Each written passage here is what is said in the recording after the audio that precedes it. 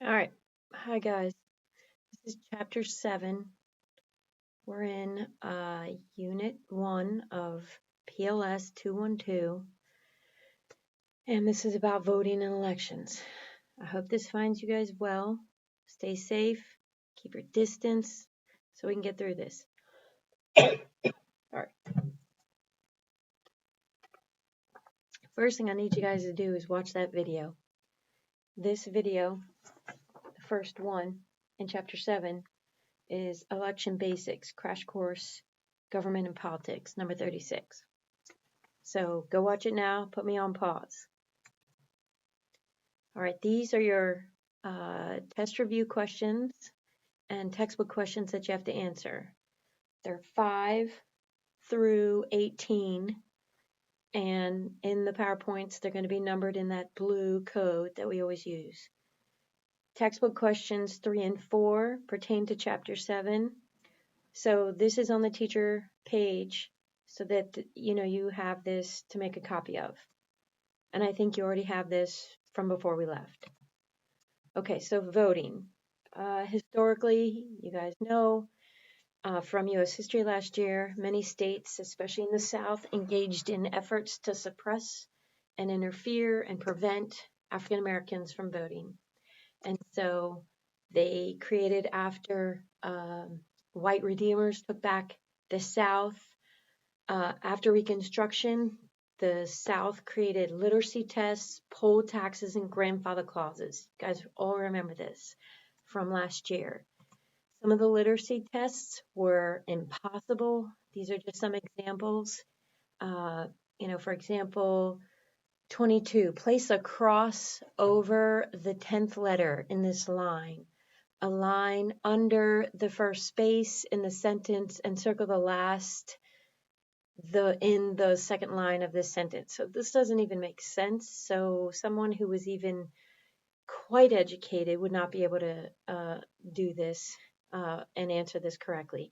Write down on the line provided what you will read in the triangle. Paris in the springtime. In the third square below, write the second letter of the fourth word. I mean, this is just so ridiculous. Here's another one.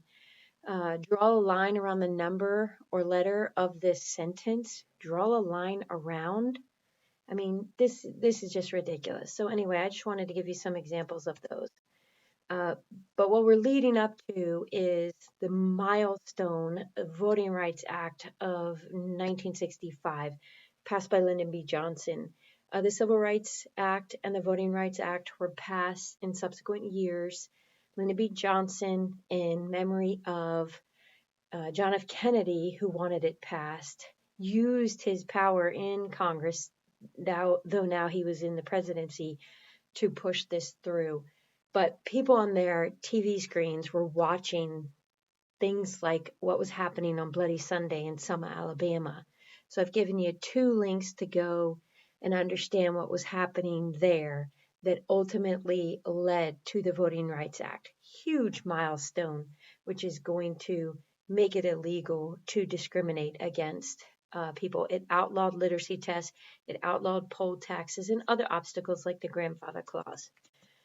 The Voting Rights of 1965, it authorized the federal government to monitor and oversee elections in states with a history of discriminatory practices. So the United States Attorney's Office could send monitors down into the elections to make sure that they weren't discriminating against African Americans. That was huge.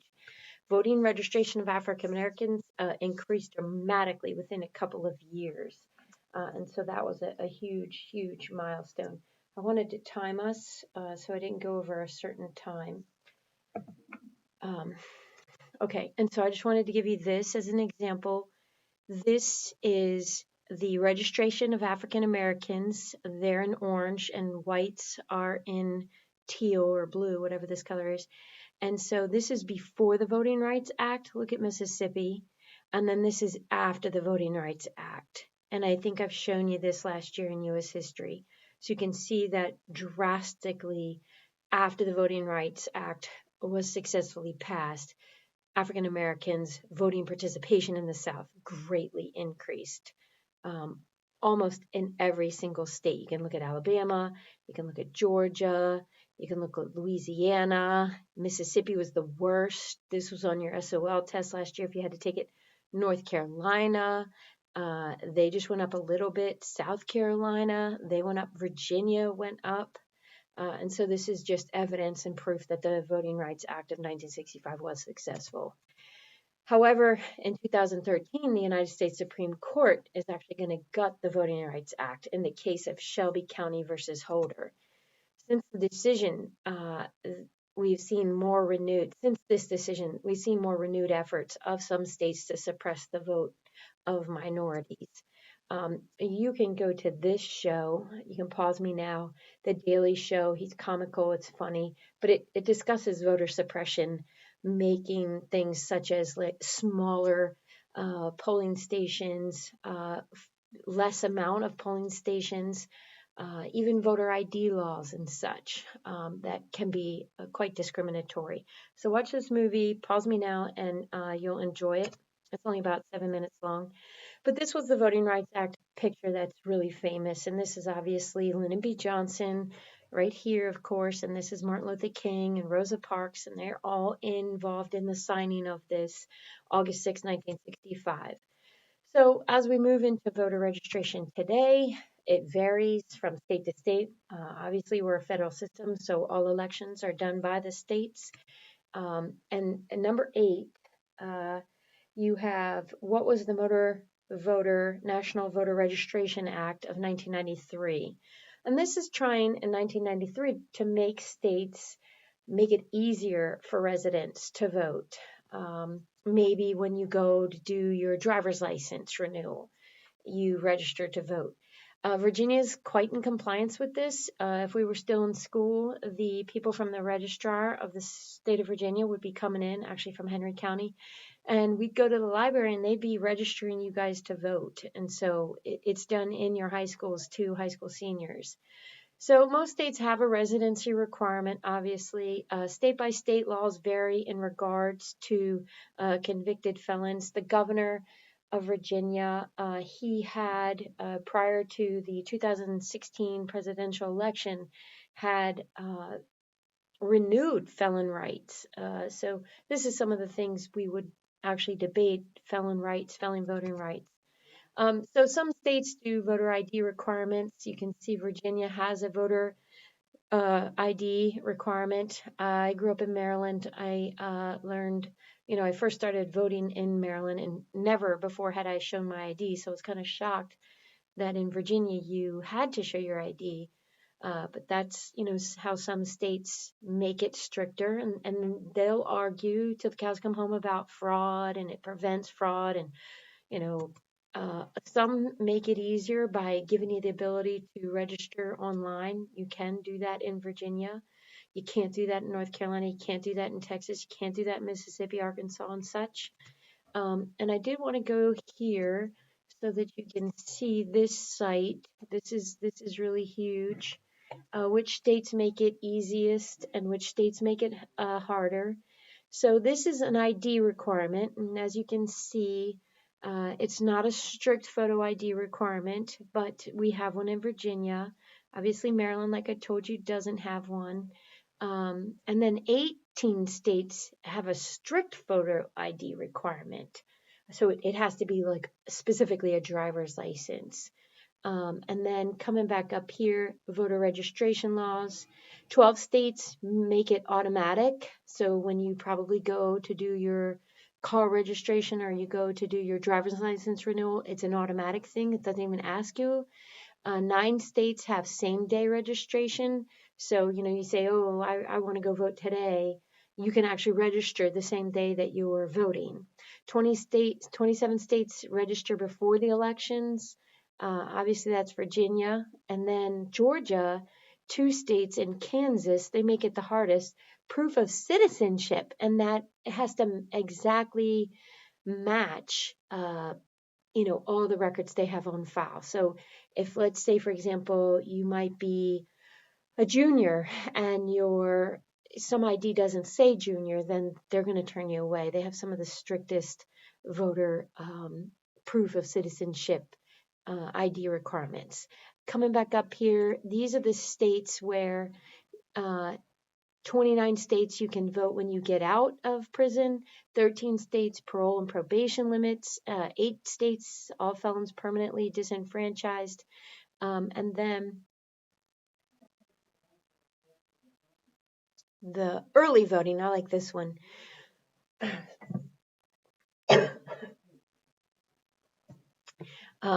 4 states, no early voting, mostly South up here, Connecticut as well. 37 states have early voting. Maryland has early voting. Virginia,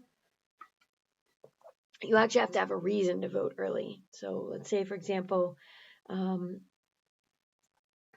a snowbird and I go to Florida. I might be able to vote before I go, down for the summer or fall.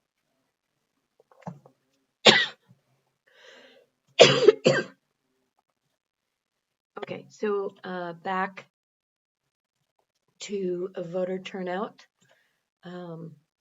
These are just 2 ways to calculate a voter turnout, and they are different, and they're not on DE. So if you want to just fast forward me, you can. This is not on the DE, but I'm going to give it to you because I think it very might likely be on the AP test. So voting age population, that's everyone who's 18 or older. So it's like 235 million people. And you would divide that by how many people actually voted. Or you could do the voting eligible population, VEP, which is everyone over 18 who's a citizen, mentally competent, and not a felon. That's a lesser number, 225 million. So obviously you would divide by that, by the amount who showed up to vote. So all we're trying to do is calculate a percentage of who voted, how many people voted in any given election. This 18 is an important number because obviously it used to be the voting age, state to state was 21, and they lowered it to 18 in 1971. Does anyone know what that amendment is and why they did that? It was the Vietnam War. It's the 26th Amendment. So you do need to know that. Which pool would be higher and therefore a lower percentage number? It's going to be this VAP. And that's just because you have a larger number that you're dividing it into. And so therefore the percentage is going to be lower. And then which pool would be lower? Obviously a smaller number and therefore a higher percentage. So if you know statistics, if you've taken statistics, they're kind of able to use either of these to manipulate how they want to show.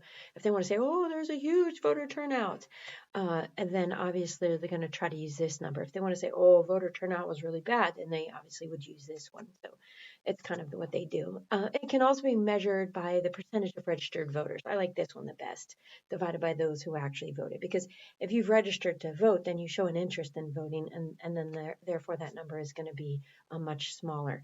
And then this is obviously the calculations of each. And so, you can see our voter turnout tends to be lower. Okay. Most people are never asked if they want to register to vote. I don't know that I believe that. It's just they just don't know where to go and ask. Asked at school, this is you guys.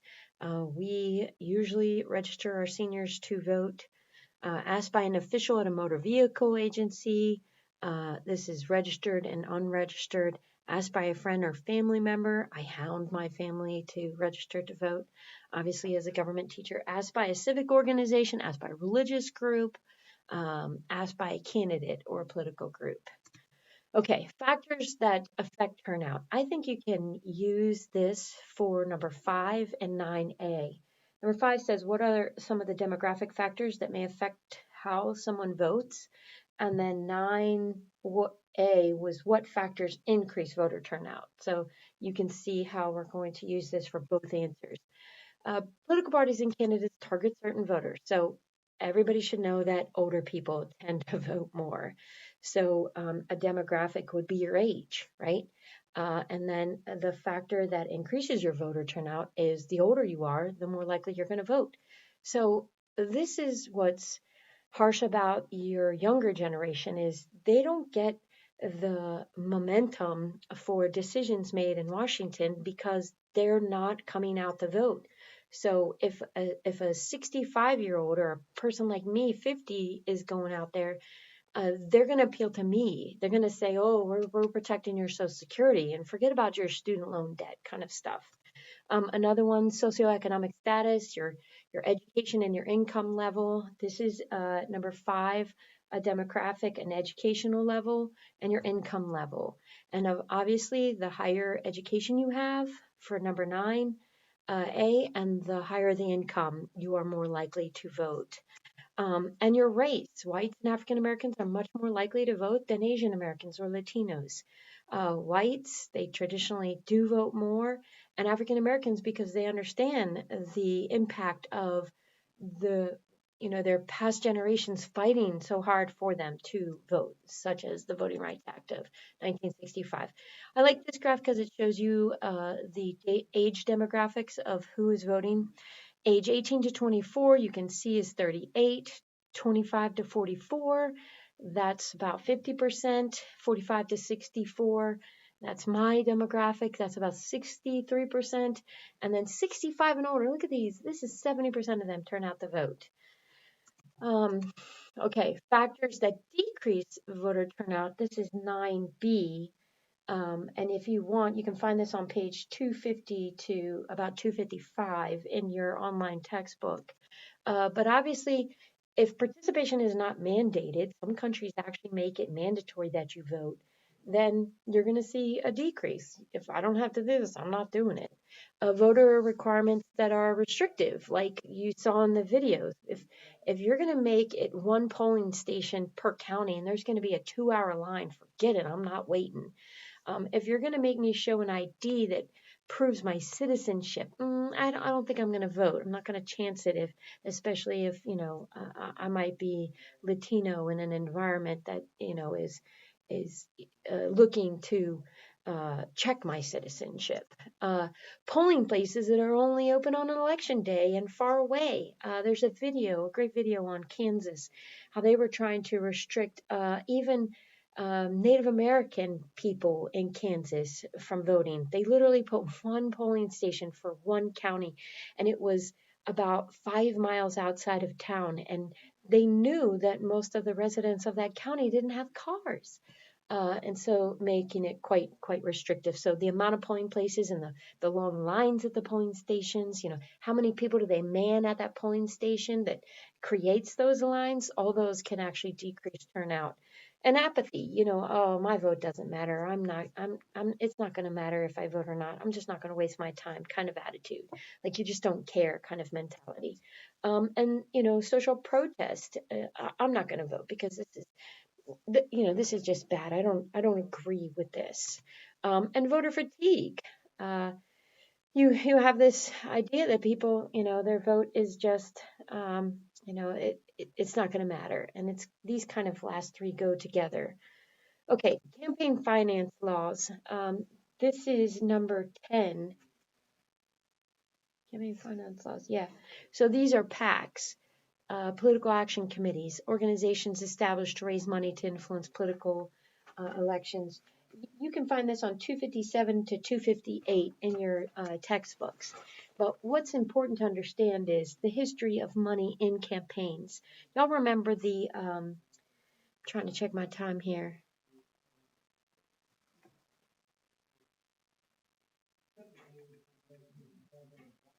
Oh, all right, I'm going to start this section on the second video because I don't want to run out of time and I only have 19 seconds. All right.